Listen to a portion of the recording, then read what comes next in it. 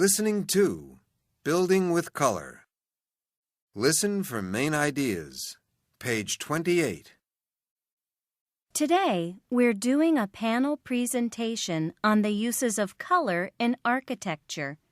First, panel members are going to speak about the work of different architects and how they use color in their work. Our first speaker is Michio Osawa, and he's going to talk about the work of the Japanese architect Kengo Kuma. When Kuma first started working as an architect, he thought that concrete was the only building material. At that time, he worked mostly in Tokyo.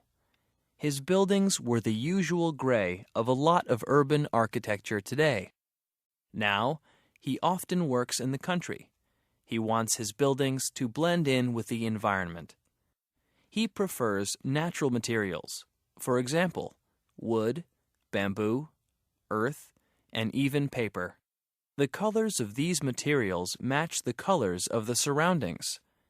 You can see this in this photo of Kuma's great bamboo wall house near Beijing in China.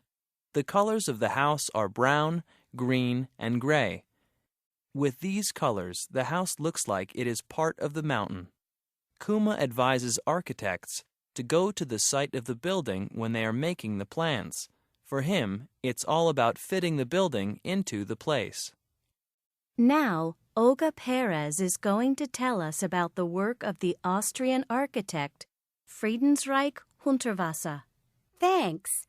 Well, Kuma and Hundertwasser are very different.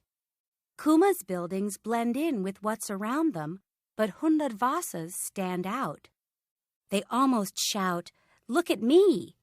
His buildings are full of bright colors.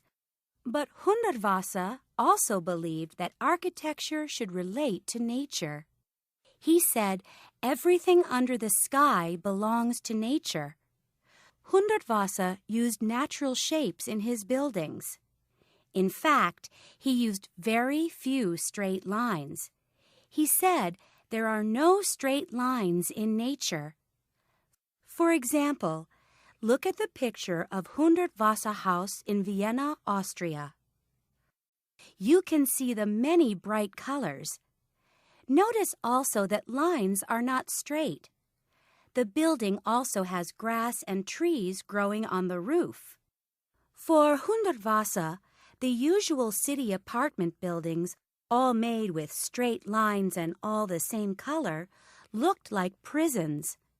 He described the people who lived in the buildings as gray people, all the same boring color.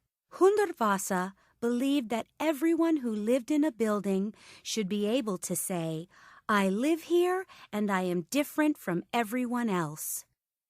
Can you give us an example? Of course. Here's an example. He thought that each person should be able to reach out a window and paint their part of the wall a different color. Now that's a pretty unusual idea. Very interesting, Olga. Now let's hear from